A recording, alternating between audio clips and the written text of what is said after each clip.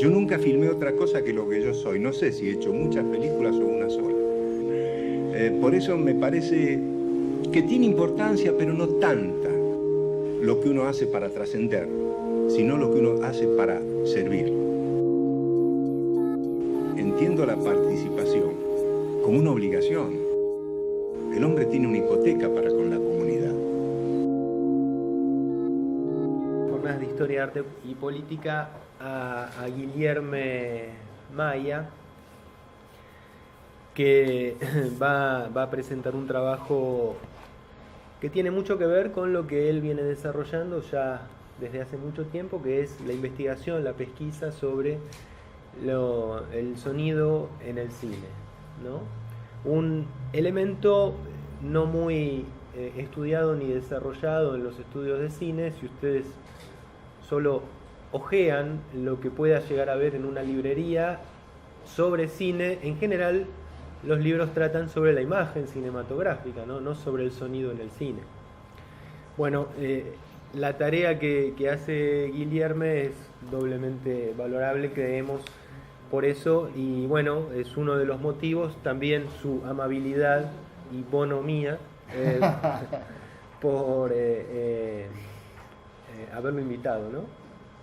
Guilherme es profesor en la Universidad Federal de Bahía, de Salvador de Bahía, en Brasil, y se doctoró en Comunicación y Cultura Contemporánea de esa universidad, y es profesor de la Facultad de Comunicación de la UFBA, de la Universidad Federal de Bahía, en el programa de posgraduación en Comunicación y Cultura Contemporánea, y colaborador del programa de música. Es el líder, el director del Laboratorio de Análisis Fílmico también de la Facultad de Comunicación de la misma universidad, e investigador del grupo Dramatis en el programa de Artes Escénicas de esa universidad. Publicó varios libros y como compilador Oír el documental, Oír el documental, y que es Elementos para una poética de la música de los films, que es su tesis de doctorado hace un par de años. Lo dejo a Guilherme y nuevamente le agradezco su presencia. Buenas noches. Yo voy a empezar en portuñol y después voy a leer en español para comodidad de todos. Agradezco muchísimo la invitación de Javier. Nosotros nos conocemos en Asaeca, ¿sí? Creo que sí. Y después en el seminario de Ana Laura. Sí. 2 veces, quedamos muy próximos, conversamos.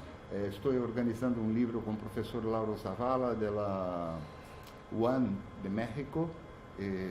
Javier tiene un artículo en este libro también, o sea, estamos empezando una parcería que espero que sea muy fructífera. Quiero llevarlo a Brasil también, a Bahía, saber lo que la bahiana tiene. ¿Es así el título de la canción de Carmen Miranda? ¿Cómo se dice? ¿O qué es que a bahiana tiene? ¿Conoces? Sí, sí, claro. Claro. Entonces voy a empezar a leer, que me queda más tranquilo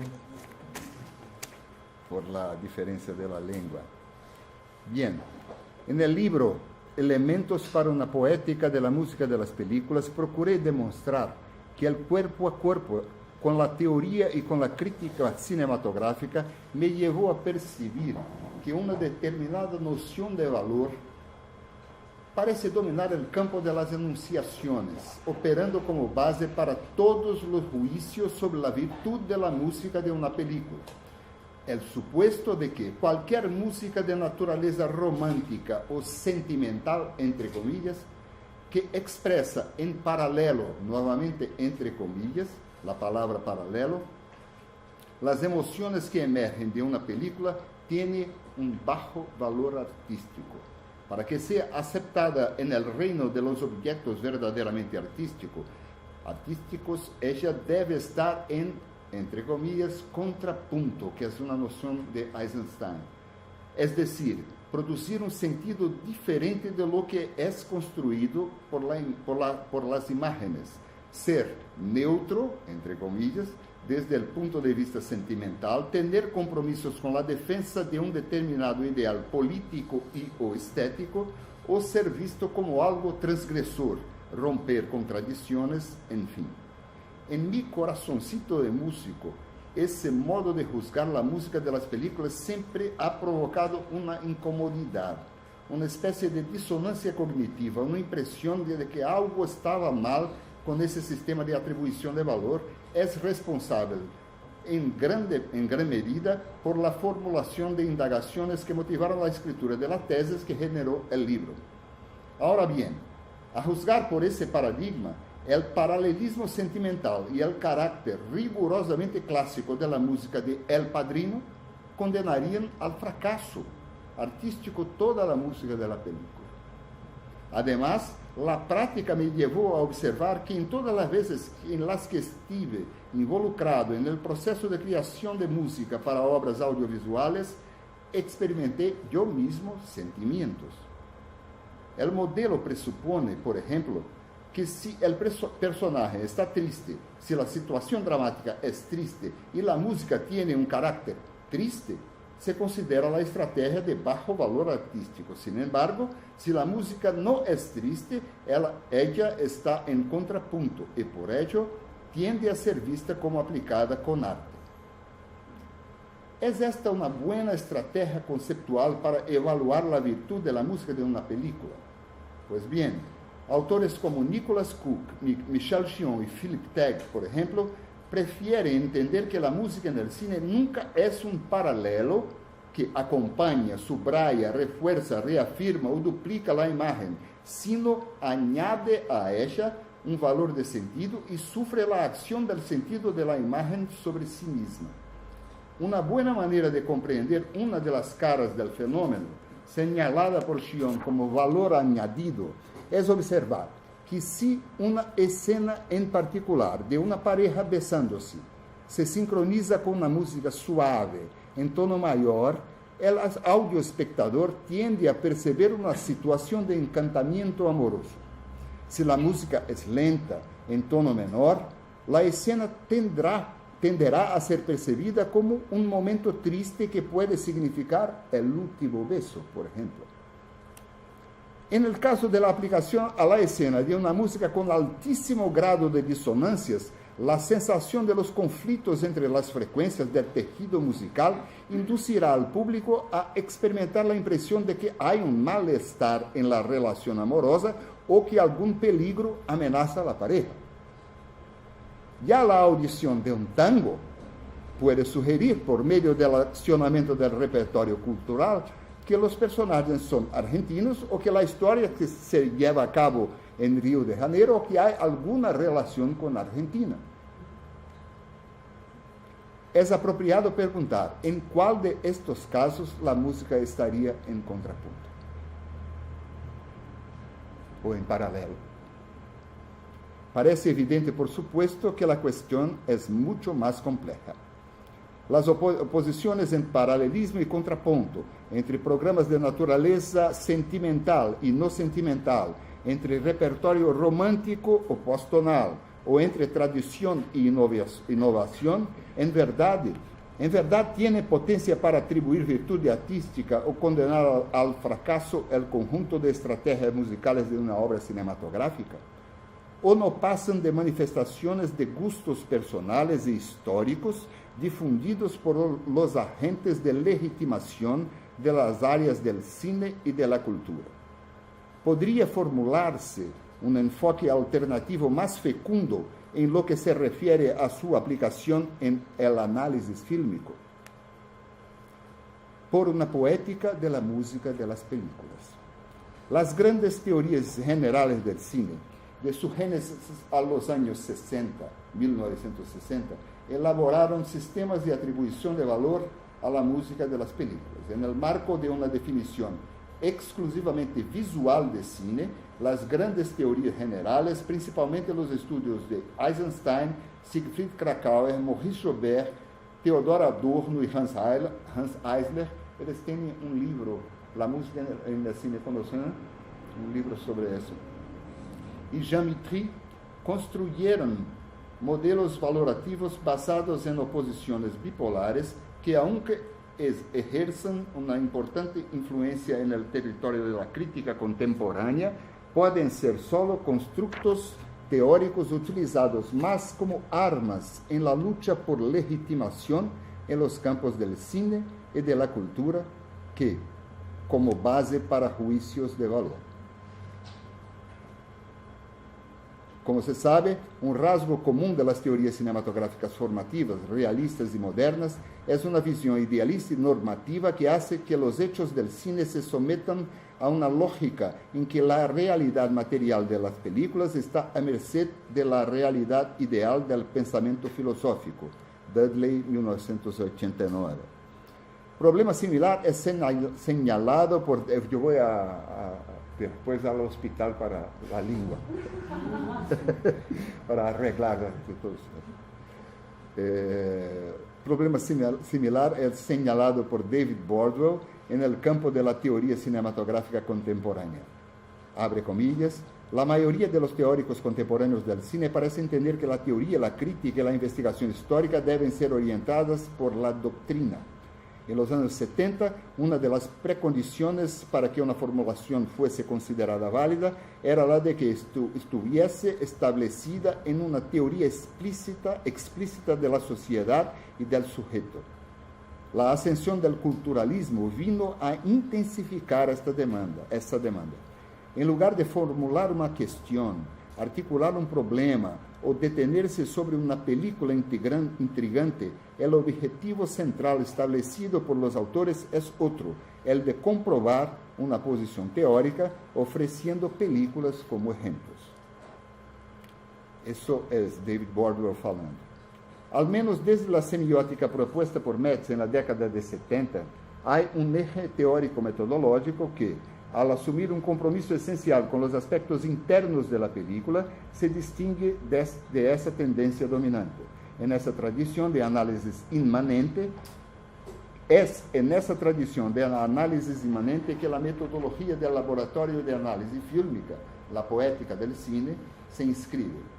A diferencia, sin embargo, de análisis formalistas y semiológicos, preocupados esencialmente con el modelo estructural o con los procesos de producción de significados de la obra, la metodología del laboratorio parte del presupuesto que el análisis de una determinada materia expresiva debe contemplar, ante todo, el modo como la instancia creadora ordena recursos y medios, configurándolos en forma de estrategias que tiene como objetivo primario la producción de efectos cognitivos, sensoriales y afectivos en un apreciador.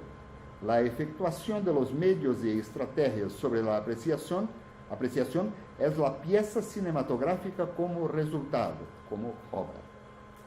Las raíces más profundas de la metodología están ancladas en la antigüedad clásica, más precisamente en la poética, el breve tratado de Aristóteles sobre los géneros de la poesía.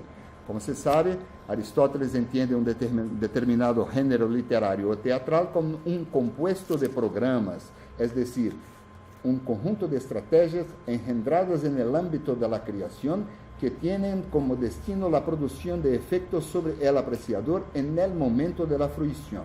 En el caso de las tragedias, todos aquí sabemos, los efectos intrínsecos al género son el horror y la compasión. Wilson Gómez, líder del grupo, era el líder del grupo de laboratorio de análisis fílmicas antes de que yo ocupé ese lugar.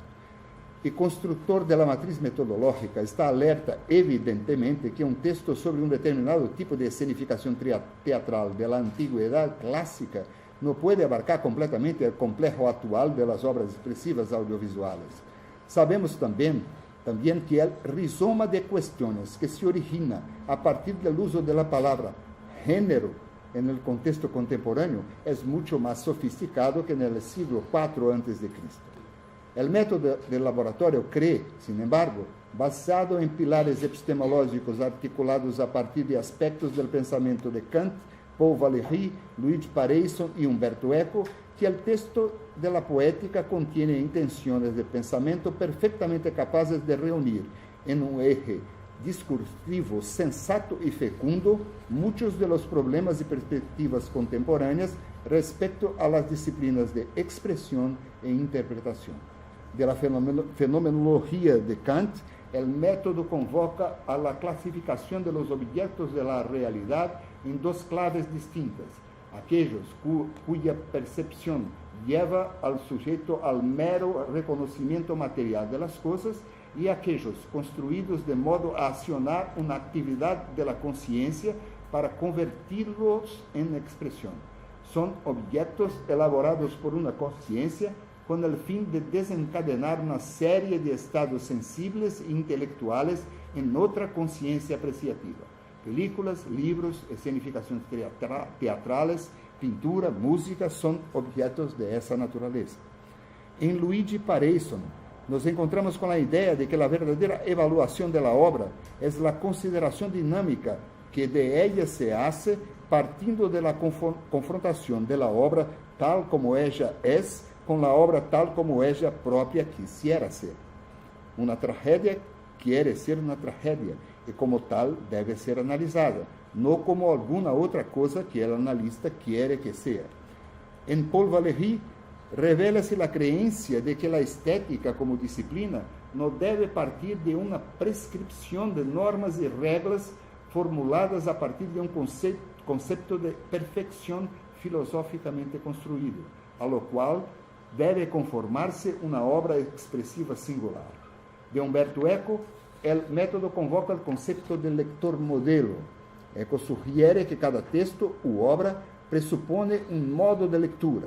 A essas estratégias de leitura que a obra expressiva impõe ao lector, ele las denomina lector modelo. Lo que Eco propone, en definitiva, es que el acto creativo es frecuentado por una o algunas entidades ideales que le inscriben en la máquina textual instrucciones para la lectura y determinan límites para las perspectivas de interpretación. Para Eco, la actividad de interpretación tiene límites y esos límites son impuestos por el propio texto. Por lo tanto, no toda interpretación es económicamente pertinente. La poética del cine presupone aún la aplicación de herramientas de control hermenéutico. A. La comparación de los resultados de los análisis con el examen de discursos teóricos y críticos, por supuesto. Y B. El sometimiento del análisis a los colegas del laboratorio de análisis fílmico. Este procedimiento tiene como premisa la creencia en la hipótesis de que el conocimiento es más rico cuando es producido colectivamente y controlado por un grupo de analistas expertos. Es importante aclarar, por fin, que los presupuestos metodológicos de la poética de la película, del film, no impiden los análisis contextuales o otras. Somos conscientes, por supuesto, que muchas películas exigen que se las lean a la luz del modo como se articulan con el mundo histórico. Es difícil analizar Tierra en Trance de Glauber Rocha, por ejemplo, sin llevar en cuenta el juego de fuerzas políticas y estéticas del Brasil de la época. Lo que defiende el método, sin embargo, es que debemos ir de la película como obra singular al mundo y no al revés, considerando que el camino contrario puede llevar al analista a obligar a la película a confesar lo que ella no es, partiendo de paradigmas de valores preexistentes.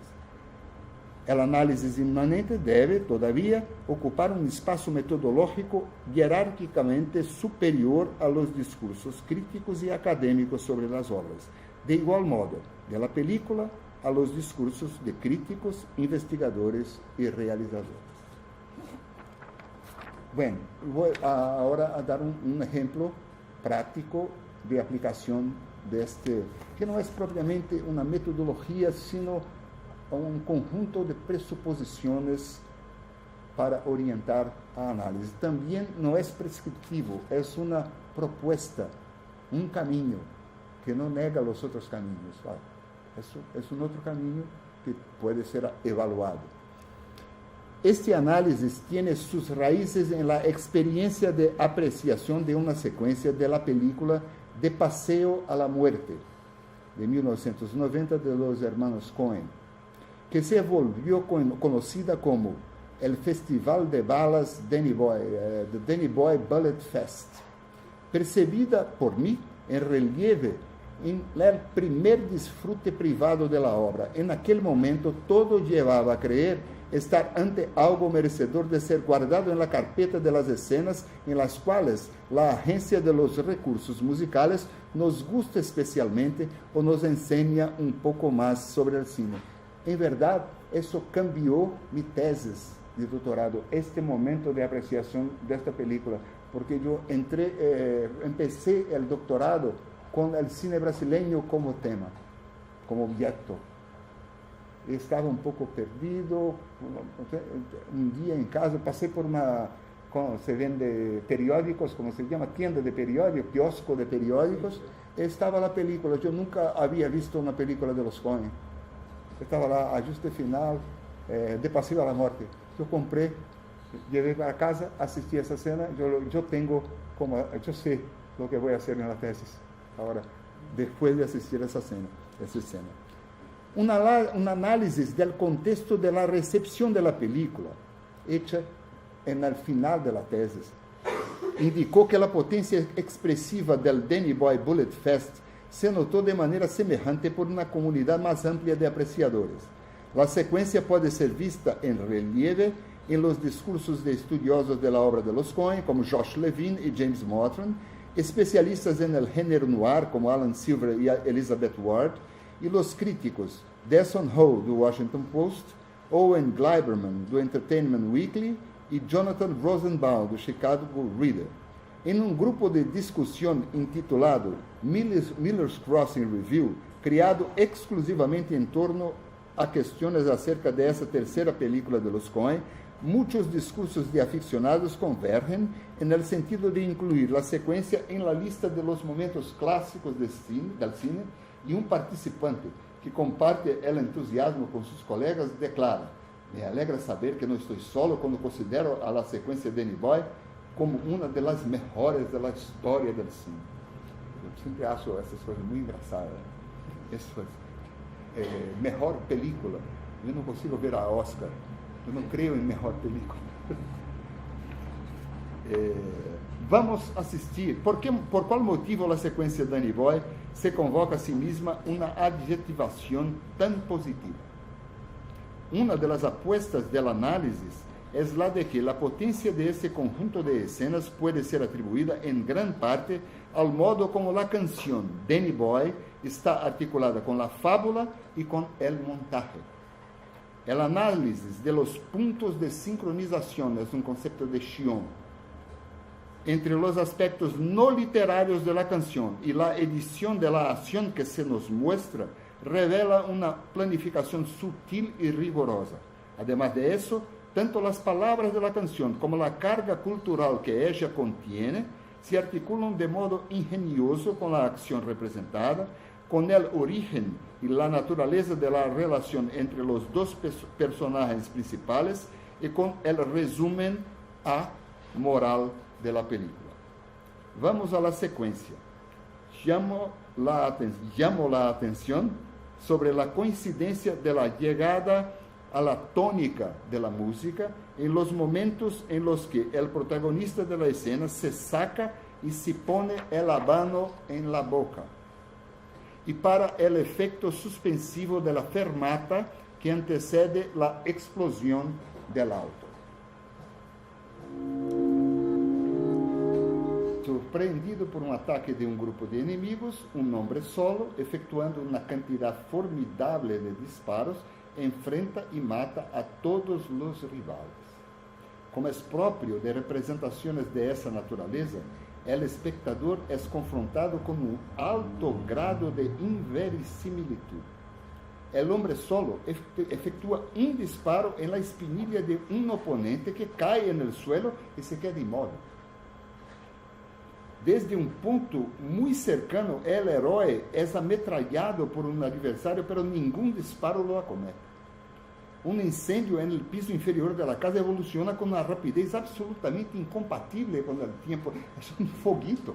De repente, quando sale 1 minuto depois, a casa toda está pegando fogo. Para os aficionados do gênero, o festival de disparos do adversário sendo ametralhado en el andar superior, por cierto, es un gran deleite, pero no es un momento en el cual el espectador se encanta especialmente con el brillo de la interpretación de los actores, y tampoco si es posible atribuir a la potencia de las escenas exclusivamente a la agencia reconocidamente virtuosa de fotografía y montaje de las imágenes. Si la secuencia de Danny Boy se convoca para sí una adjetivación tan positiva, vale la pena investigar el rol de la música en el proceso. En una primera lectura, el encanto del programa musical en cuestión podría ser comprendido como tributario de la noción eisensteiniana de contrapunto, ya que hay aquí una acción de extrema violencia yuxtapuesta a una música con fuertes tintas sentimentales o románticas, o quizás de un pathos derivado de lo que Michel Chion denomina de relación anempatética entre la música y la escenificación, casos en los cuales la música se mantiene indiferente respecto a los acontecimientos de la historia puesta en escena. El análisis interno, sin embargo, indica que el grado de articulación de la narrativa y el del montaje con la estructura formal de la música apunta hacia otros caminos de interpretación. Para hacer eso yo hice un estudio. ¿Por qué no está aquí, hijo? Una decoupagem de los tiempos. No voy a perder mucho tiempo con eso, solo para ver cómo fue organizada la cosa, la métrica de la música, la escena, las escenas, todo lo que está aconteciendo en la música, lo que está aconteciendo en la escena. Y después eso fue transformado en texto. Una evidencia que emerge con claridad es la percepción de un sistema formal organizado en secciones proporcionales y simétricas en el cual las duraciones de las frases del drama cinematográfico coinciden de manera precisa con las de la segmentación de la música en sus unidades fraseológicas. Hay un segundo cuadro acá, un poco más detallado. En unidades menores, aquí unidades mayores, más amplias. Hay aquí una suerte de danza narrativa y visual con el fin de deleitar el aparato sensorial del espectador con el placer que el hombre experimenta cuando contempla formas equilibradas, simétricas, proporcionales. Hay todavía otro programa sensorial importante. La canción en cuestión tiene como una de sus más llamativas constantes melódicas el hecho de que todas las frases inician con un gesto ascendiente de 4 corcheas. Respecto al aspecto rítmico, estas notas están dispuestas en anacruce, es decir, con un sentido de impulso hacia el primer tiempo fuerte de un compás. Parán, pam, pam, pam, pam, siempre así. Hay aquí, por lo tanto, un doble vector de señal positiva, el impulso rítmico hacia el tiempo fuerte y el movimiento ascendente del número de vibraciones por segundo. A cada vez que yo voy arriba en la escala musical, yo estoy aumentando el número de vibraciones por segundo de la nota musical, ¿no? Esto significa que sobre cada comienzo de segmento del tejido narrativo incide una doble señal de fuerza dirigida hacia el aparato auditivo. Tributarios de un gesto poético consciente o de la buena suerte que suele visitar la urdidura de las obras exitosas, esos sutiles impulsos de energía pueden ser leídos en la obra misma y no es arriesgado decir que deben contribuir, en efecto, para la impresión positiva que Danny Boy Bullet Fest produjo en el ámbito de las recepciones. Efectos de naturaleza semejante pueden ser vistos en otros momentos. Las frases de las secciones B de la canción son enunciadas en la octava superior. Yo estoy en un registro de una octava, cuando va para el B de la canción se pasa para el registro superior, octava superior, y con una dinámica más fuerte en relación a la sección A, con más volumen. Un salto para la octava superior asociado a la acción de un vector positivo en la dinámica impresiona la apreciación con un sentido de aumento de energía.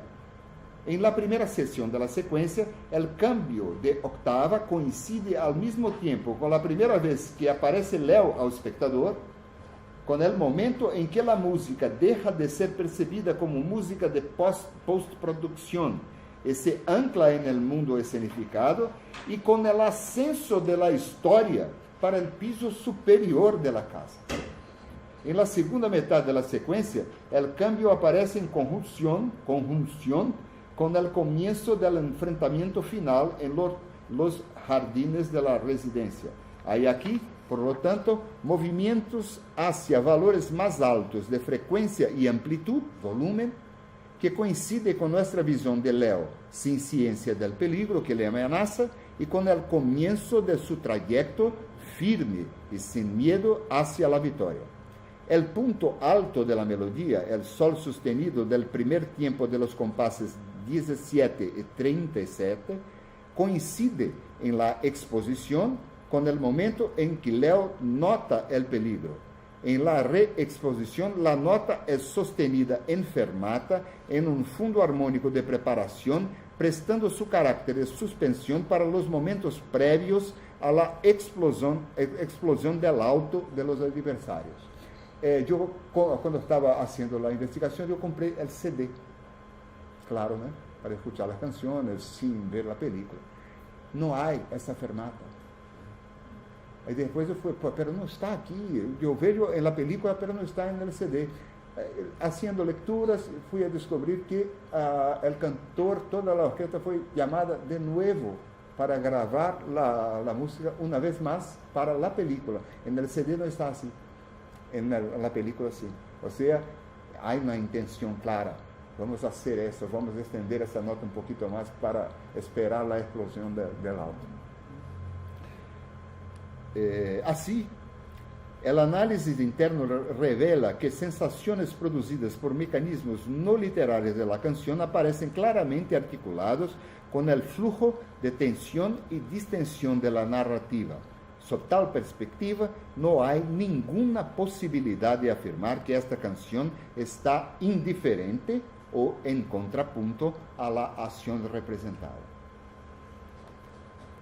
Otro aspecto es importante aquí, contrapunto en el sentido de disjunción de sentido, porque si tú tomas la palabra contrapunto con su sentido en la teoría musical, no es disjunción, de lo contrario, es hiperrelación. Fue un equívoco el modo como la palabra, yo no creo que Eisenstein estaba errado, los lectores de Eisenstein sí. Porque lo que él quería decir es que es un contrapunto en el sentido de hacer relaciones todo el tiempo entre lo que se ve y lo que se escucha. Otro aspecto interesante es el tránsito en el modo como la música es percibida por el espectador.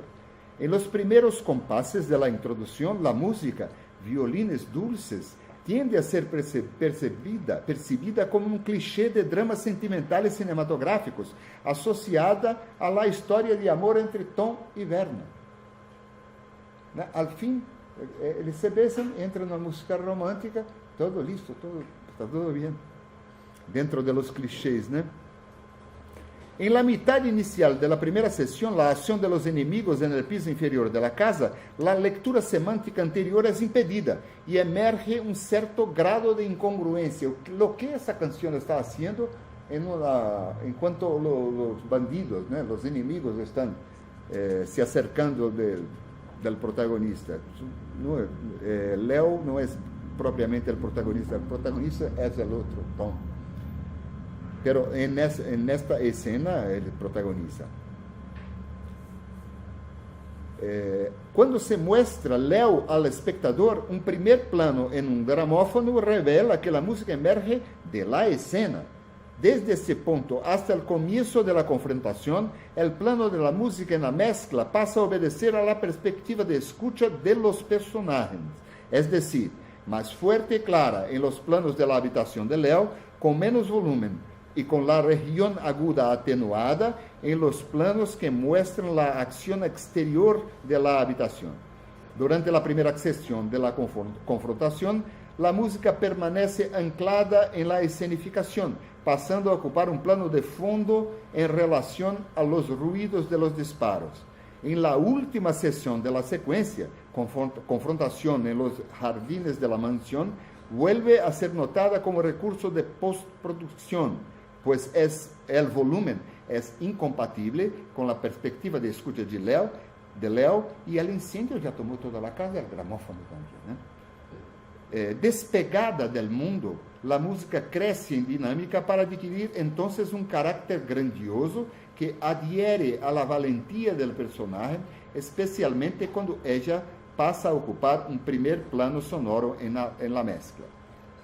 En cuanto al programa de naturaleza sentimental, es lo que es complejo, porque solo puede ser descifrado a la luz del examen de la articulación entre Danny Boy y el programa emocional de la película, así como la comprensión del lector modelo que el tejido cinematográfico de Paseo a la Muerte configura. Esto porque, aunque la canción no es muy conocida en Brasil, ¿es conocida acá? ¿No? El texto prevé un apreciador que reconocerá en Danny Boy un símbolo, ya que en algunos aspectos esta música está para los irlandeses de los Estados Unidos, así como yo procuré una canción argentina que tuviera el mismo sentido. Pregunté a algunas personas, pero no ubiqué. Puede ser que ahora emerja. Como Asa Branca de Luis Gonzaga está para los brasileños del nordeste que emigran hacia el sur y el sureste del país. O sea, es una canción de exilados, de personas que están lejos de su país y cantan en confraternizaciones cuando se encuentran por extrañar su país. Para hablar de los efectos sentimentales y cognitivos de la música y de la dimensión cinemusical, es necesario, en primer lugar, observar la función de la secuencia en el cuerpo de la película. Leo es un personaje que, en las secciones anteriores de la historia, conquistó la simpatía del espectador, aunque no exactamente por las mismas razones, y tampoco con la misma intensidad. Es fácil percibir semejanza entre el efecto emocional que Leo produce en la apreciación y lo que Don Corleone ofrece a la audiencia en El poderoso capo, El Padrino. Ambos se muestran como hombres elegantes, poderosos, valientes, amigos de los amigos, implacables con los enemigos. En la secuencia en examen, el espectador teme por la vida de Leo y quiere verlo destruir a los enemigos. En cuanto al carácter de la música, que en este momento se ofrece a la escucha, hay que reflexionar con prudencia. Las canciones en general son especies de granadas semánticas que proyectan astillas de sentidos, sensaciones y sentimientos en muchas direcciones. En el juego de sentidos de las canciones cantadas, además de dispositivos exclusivamente musicales, como las propiedades melódicas, rítmicas, armónicas, las opciones paradigmáticas de timbre y dinámica, y de significados que emergen a partir de la pertenencia a una época, género o estilo, también son relevantes el texto literario, las propiedades vocales de aquel que enuncia y el modo como interpreta la canción. Es crucial en este punto de la narrativa analítica observar que en la primera apreciación el analista empírico, yo, aprehendió solo fragmentos del contenido literario y tampoco percibió la obra como una música conocida. Se trata aquí, por tanto, de efectos derivados del material estrictamente musical, hasta ahora. pero que se refiere a la red semántica que se acciona cuando un apreciador escucha una canción que ha escuchado muchas veces, sabe su nombre, que es diferente, ¿no? Y tiene una posición afectiva construida en relación a la obra y o al intérprete. A pesar de estar anestesiado en la primera sesión de la análisis del contenido verbal e interrompido los sentidos accionados por la familiaridad con la obra, se constata la presencia de una fuerte conexión entre el pathos de la música y el de la escenificación. Lo que el analista escuchó al final mientras veía el triunfo de Leo. Una canción sencilla, con marcas importantes de canciones populares sin grandes ambiciones por capital simbólico en el campo de los juicios estéticos. En cuanto a la armonía, se contenta en recoger solamente las funciones principales de la tonalidad.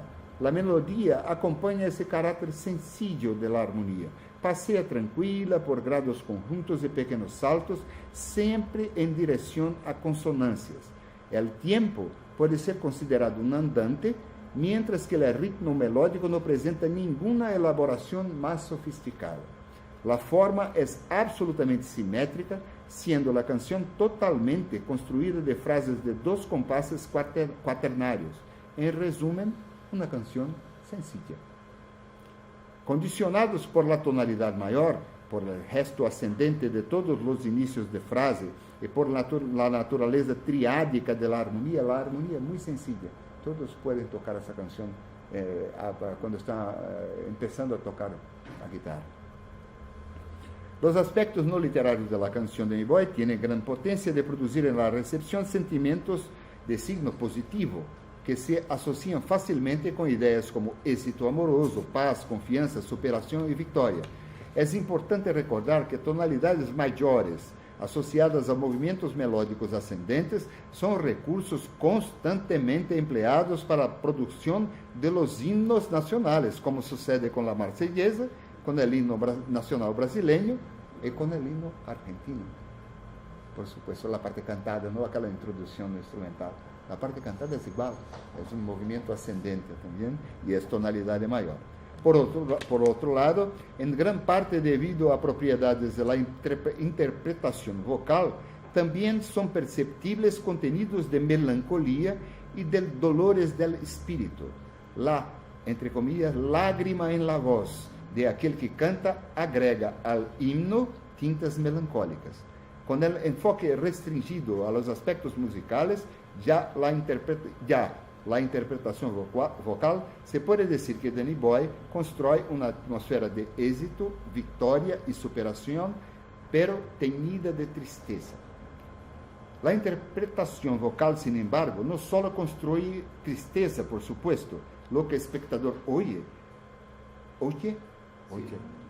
es una voz de tenor adherida en canto lírico, que canta con bravura, sentido que se une fácilmente a la acción valente del personaje.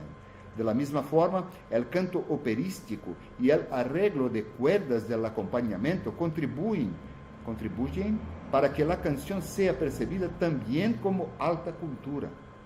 Y así estabelezca un paralelo con un personaje mostrado como rico, sofisticado, que vive en una mansión y usa zapatillas con monograma. Con atención dedicada a los aspectos no literarios de la canción, por lo tanto, el análisis permite inferir la presencia de una instancia autoral preocupada en establecer un juego intenso de relaciones cinemusicales. El examen de la participación de Danny Boy en la estrategia cinemusical de la secuencia en el examen, ¡qué feo! Sin embargo, debe ser sometido a la comprensión del hecho de que el analista empírico, en este caso, no se funde con el apreciador modelo inscrito en la obra. En primer lugar, por el motivo obvio de que incluso después de algunas apreciaciones, no fue posible capturar el sentido total del texto literario, tarea dificultada incluso a causa del acento con el que se cantan las palabras. Es un tenor irlandés.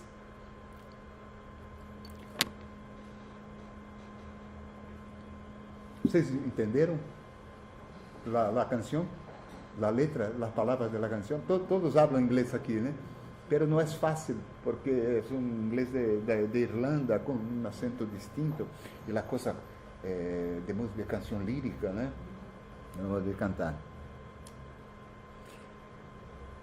Además, Danny Boy opera en la película como un programa cognitivo que manipula la potencia simbólica de esta canción específica en la cultura norteamericana. Como se verá a continuación, todas las operaciones de la música en la película, aunque pasibles de inferencia a partir del análisis de los aspectos musicales, pueden ser subproductos de una elección orientada antes por el contenido literario y principalmente por el valor simbólico de Danny Boy. Deja poner aquí la traducción.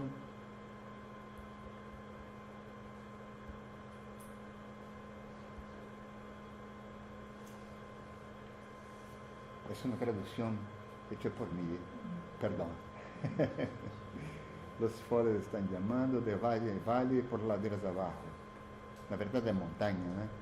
El verano terminó y todas las rosas están cayendo. Usted necesita ir y tengo que esperar. Pero vuelva cuando el verano llegue a la campina o cuando el valle esté silenciado con la nieve blanca. Yo estaré aquí a la luz del sol o en las sombras. Danny Boy, te amo tanto. Pero si usted vuelve y todas las flores están muriendo, si estoy muerto, como es muy probable que esté, usted vendrá y encontrará mi yacimiento.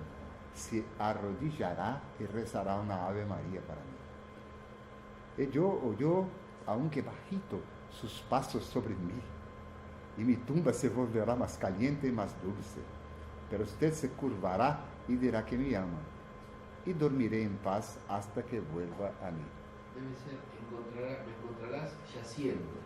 Yacenda, sí. No yacimiento. El yacimiento es un sustantivo. Sí, sí. Y ahí debe ser, por lo que escuché en la música, y me encontrarás sepultado. Yacente. Sí, yacente, ok. Sí. Muchas gracias. Eso hice con prisa antes de venir. No, pero está bien, sí. Está.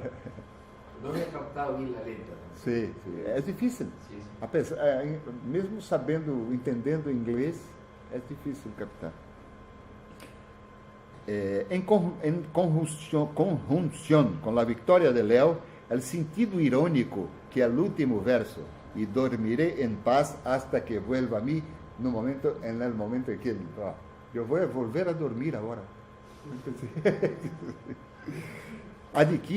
Adquiere es claro, pero el foco del análisis se dirige ahora a otro aspecto.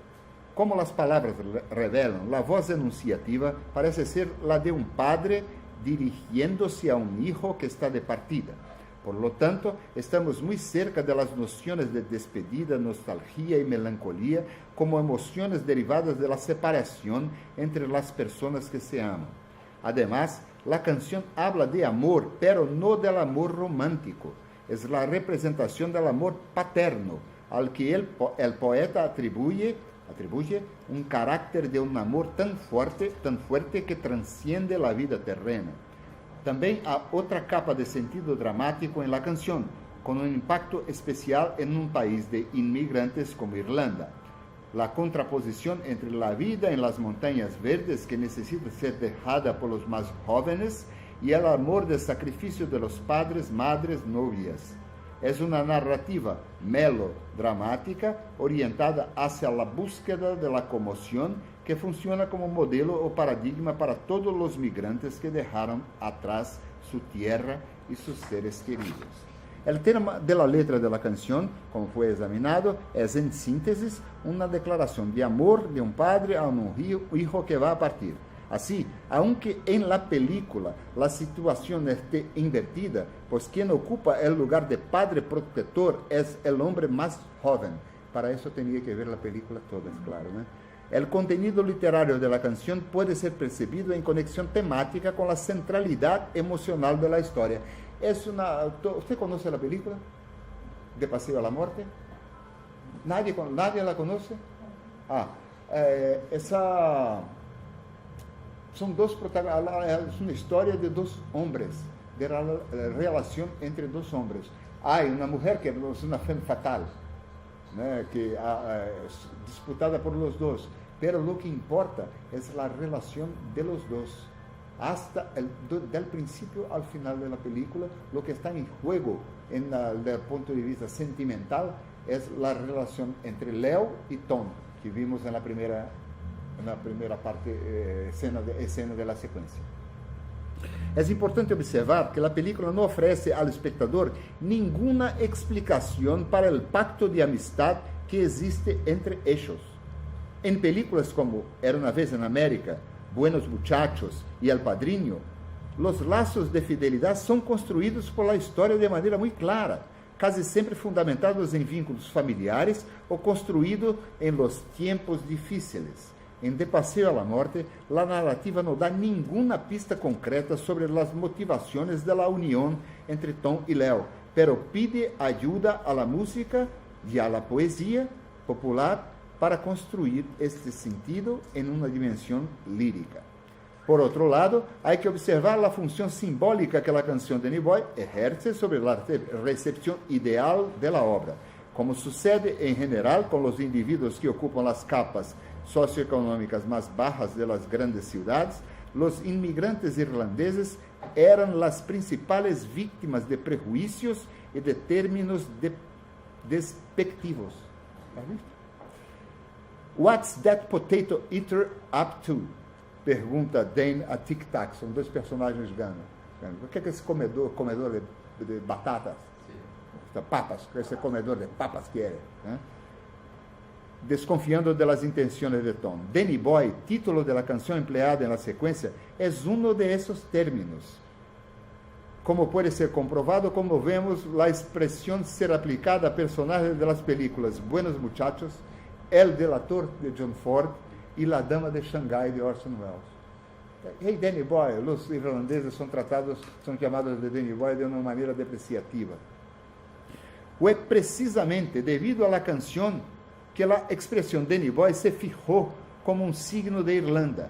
Aunque hay controversias sobre el origen de Danny Boy, según el músico Michael Robinson, es una de las muchas canciones hechas con una melodía irlandesa para gaita de fuelle, de autoría desconocida, cuyo primer registro en partitura aparece en 1855 en la colección Ancient Music of Irlanda. Con la letra escrita por Frederick Edward Waterley, un abogado inglés, la canción se hizo muy popular en los Estados Unidos en las primeras décadas del siglo XX y ya fue grabada por cantantes como Bing Crosby, Elvis Presley, Sinéad O'Connor y Eric Clapton. ¿Cómo no conocen la canción? Yo no conocía tampoco. Entre muchos otros. Hace parte del repertorio obligatorio de las conmemoraciones de St. Patrick's Day, día de fiesta que rinde homenaje al santo patrono de los irlandeses católicos, y suele constar de curiosas recopilaciones tituladas Irish Drinking Songs. Canción de borracho, canción para beber y cantar, Danny Boy. La voz que se ofrece a la apreciación es la del tenor Frank Patterson, conocido como el tenor de oro de Irlanda. Patterson, que hizo presentaciones para presidentes y llegó a protagonizar películas de Hollywood, puede ser considerado el cantante lírico irlandés más conocido y respetado de la segunda mitad del siglo XX. Así, Danny Boy, confirmando la constante presencia del sentido del humor agudo y peculiar que impregna toda la película, no solo esta película, como toda la obra de los Coen, actúa como una especie de música de taberna vestida a rigor, en articulación bien humorada, una especie de curiosa ironía con polaridad invertida, con el deseo de construir una Irlanda mítica en conexión con la bravura de un padre, un papá irlandés. Bien, a juzgar por su aplicación en el análisis de esta escena, el método presupuesto nos parece una buena alternativa al fijar como punto de partida la dimensión inmanente. Esto, ante todo, porque la cuidadosa atención al fenómeno y a las instrucciones de lectura contenidas en la obra impone severos obstáculos a discursos que construyen falsos brillantes para vender en el campo de los bienes simbólicos.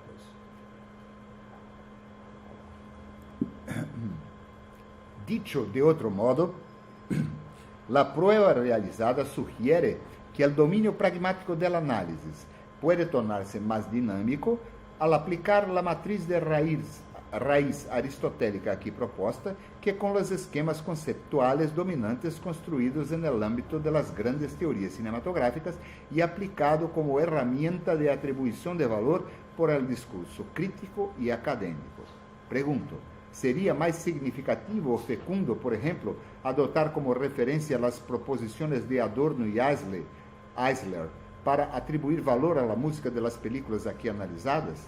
En la escena analizada, la música establece mucho más vínculos con el mundo romántico do que como técnicas composicionales modernas o contemporáneas, como defendían Adorno y Eisler. Según Adorno y Eisler, el carácter simétrico y las asociaciones poéticas de la melodía no corresponden a la objetividad tecnológica y al carácter asimétrico de la película. Son palabras del libro de Adorno y Eisler. Abro comillas una vez más, el uso de música para proporcionar al espectador referencias históricas y geográficas es un despropósito, pues ese tipo de arte aplicado va en contra del carácter moderno del cine. Palabras también del libro de Adorno y Eisler. Si así lo piensa, el analista inevitablemente concluiría que la música de esta escena es un fracaso, porque es simétrica, melódica, así como hace emerger en la apreciación sentidos relacionados al contexto histórico geográfico de la escenificación, porque es una canción, esa grabación es de este tiempo. En una perspectiva semejante, cabe preguntarse si la adopción del discurso de Maurice Joubert llegaría a resultados mejores que los obtenidos por esta poética de la música de las películas aquí propuesta. En la escena analizada, la música está imbricada con la acción, sigue la tradición del melodrama, es dramática y expresiva, contiene elementos subjetivos y traduce, entre comillas, contenidos emocionales y poéticos de la historia escenificada. Muchas gracias.